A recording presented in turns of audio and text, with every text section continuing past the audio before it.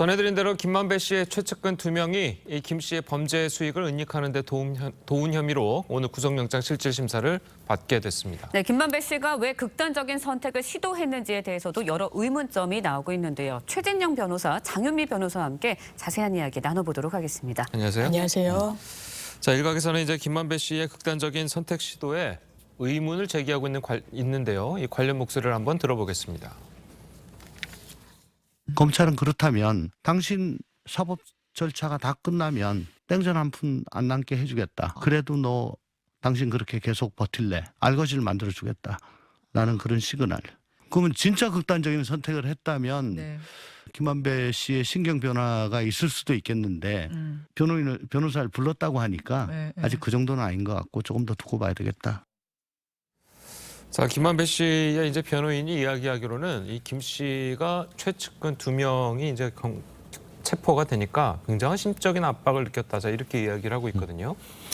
그렇습니다. 결국은 수사에 대한 압박감 또 그로 인한 자백할지 여부에 대한 심경의 변화 이런 것들이 종합적으로 이제 그 영향을 미쳤을 가능성이 있을 것 같은데요. 예. 조금 전에 지금 TV조선에서 보도한 것처럼 예전 휴대폰, 그러니까 최근의 휴대폰이 아니고 예전 휴대폰을 이 검찰이 압수수색을 통해서 확보를 했다는 것이죠. 예. 결국 그러면은 진술과 그 과정의 내부에 있는 여러 가지 증거들이 새로 나오는 점, 나아가서 지금 가장 중요한 것은 자금의 흐름과 관련된 물적 증거 아니겠습니까? 그런 부분이 아직까지는 크게 나오질 않았었는데 최근에 지금 얘기하신 것처럼 가장 가까웠다고 하는 쌍방울 부회장 최모 씨, 예. 그리고 또 철화동인의 대표 이모 씨에 대한 체포 및 관련되는 압수수색을 통해서 상당 부분 물적 증거가 확보됐다. 그러면은 본인은 계속 아니라라고 하지만 물적 증거를 들이댔을 때 도저히 이것을 회피하기가 어려운 그런 점이 있죠. 예. 그러다 보니까 실제로 내가 사라지든가 뭔가를 진술을 해야 된다라는 그런 얘기를 지금 측근 가까운 사람들에게 했다는 것 아니겠습니까? 결국 그러한 것처럼 상당 부분 실체적 진실에 다가감에 따라서 본인의 진술을 계속 유지하기가 어려운 그런 압박감이 가장 컸었던 것 같고 다만 그 민주당을 비롯해서 또 야권 같은 경우에는 오히려 검찰 측에서 지나친 압박을 했는 것이 아닌가 하는 그런 어떤 의혹의 시선도 있는데요.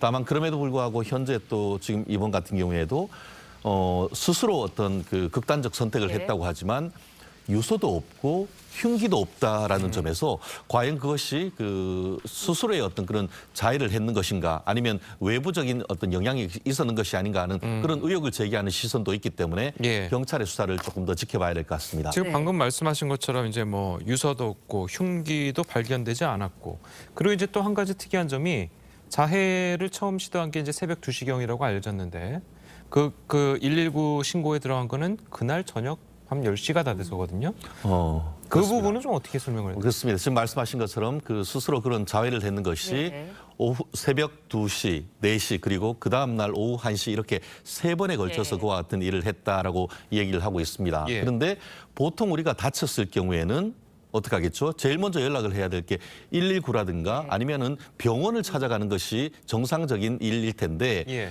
거의 20시간 동안 어떤 병원을 찾아가거나 해서 이렇게 본인의 치료를 위한 활동을 하지 않고 결국 먼저 연락을 했거나 아니면 연락을 받았다는 것은 본인의 변호사를 통해서 이 부분이 됐고 신고 또한 그 변호사를 비롯한 다른 사람을 통해서 예. 했다는 점에서 과연 이와 같은 것이 정말 진정으로 본인이 어떤 극단적 선택을 하려고 했는지에 대해서 상당히 의문이고 오히려 20시간 동안 그러면은 네. 혹시나 끌려다니거나 어떤 외력에 의해서 이와 같은 일이 있었지 않느냐는 그런 시각이 있습니다.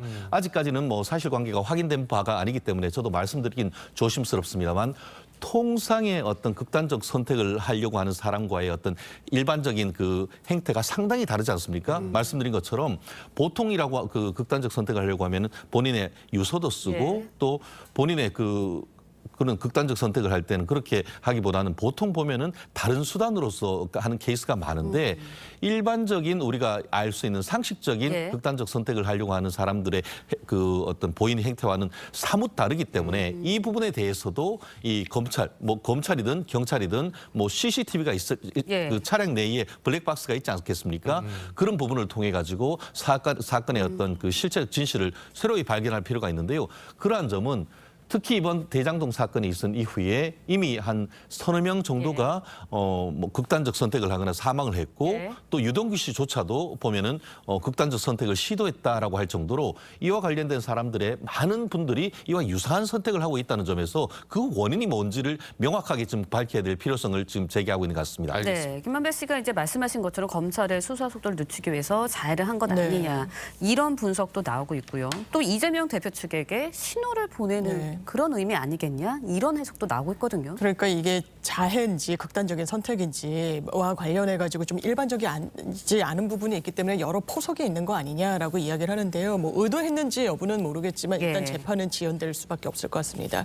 지금 그 측근들이 뭐 압수수색이 단행되고 영장을 청구하고 했던 거는요. 범죄 수익을 은닉했다는 혐의와 관련해서입니다. 지금 발생하고 있는 대장동 수사와 관련해서 그리고 진행되고 있는 재판과 관련해서는 본류라고 할 수는 없는 부분입니다. 나중에 대장동 수익을 어떻게 감추려고 했는지 여부이기 때문에 새로 수사가 펼쳐지는 거고 지금 진행되고 있는 대장동 수익과 관련한 뭐 업무상 배임인지 뇌물 공여 등등과 관련해서는 피고인 김만배가 재정한 상태 그러니까 재판정에 선 상태에서만 재판 진행이 가능합니다.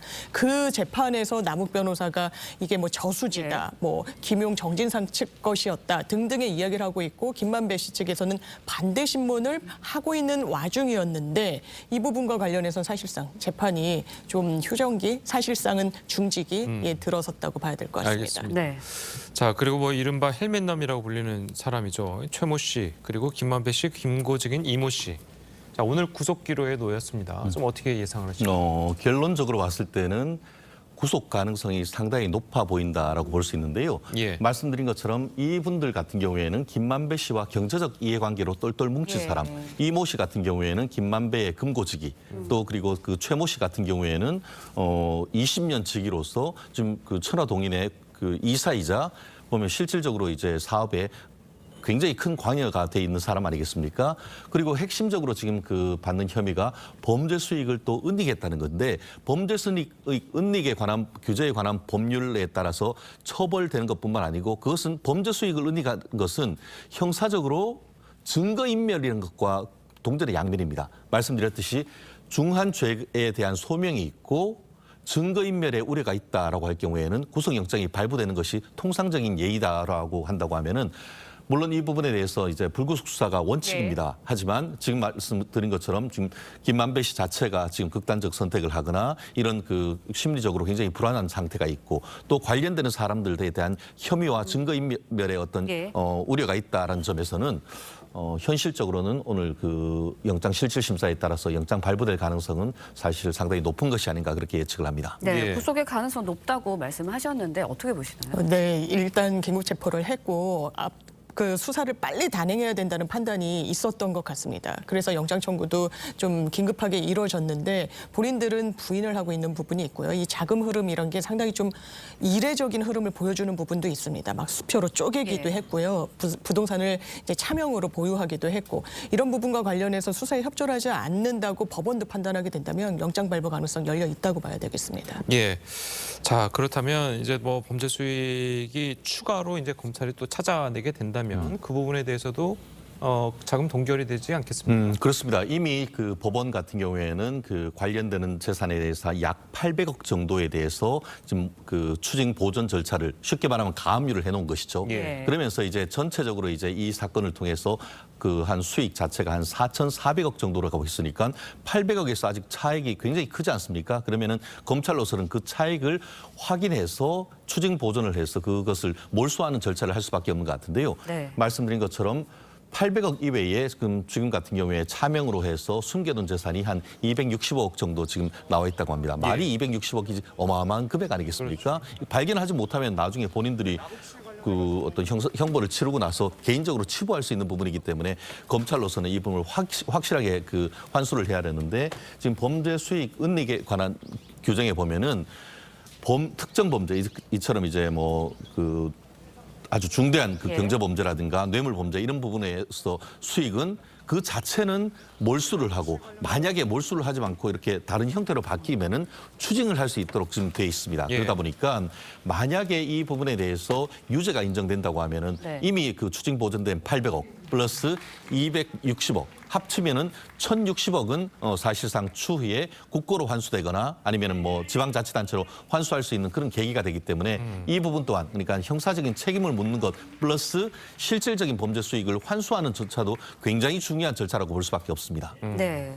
아까도 말씀을 해주셨지만 굳이 이 돈을 뭐 수표 쪼개기, 차명 부동산 같은 수법을 써서 재산을 숨겼습니다. 그렇다 보니까 숨겼다는 의혹이 되는데 그렇다 보니까 이 돈이 떳떳하지 않다는 것을 보여주는 방증이 아닌가라는 생각이 들어요. 그런데 사실 그런 부분이 있습니다. 수표로 인출을 했잖아요. 만약에 은닉의 목표가 있다면 수표로 인출하는 건 상당히 이례적이긴 합니다. 왜냐하면 수표는 사실상 꼬리표가 있어요. 굉장히 그 흐름을 추적하기가 용이하거든요. 그런 부분이 있기 때문에 지금 김만배 씨 측에서는 이게 범죄 수익을 은닉하려고 하는 의도가 아니었다. 그 당시에 지금 말씀 주신 것처럼 800억 원, 그 대장동 일당에 대해서는 800억 원에 대해서 추징 보전 조치가 이루어졌고요. 성남도시개발공사에서는 민사적으로도 우리가 업무상 배임의 피해자이기 때문에 자산을 감유해두겠다. 이렇게 동결 조치를 한 부분이 있습니다. 네. 그런 부분과 관련해서 회사 운영자금은 본인들이 운영자금으로 확보를 해야 되는 부분이 있어서 수표로 찾아낸 부분이다. 그리고 실제로 인출한 금액의 절반 정도는 세금으로 납부했다. 이런 주장을 또 내놓고 있는 상황입니다. 알겠습니다.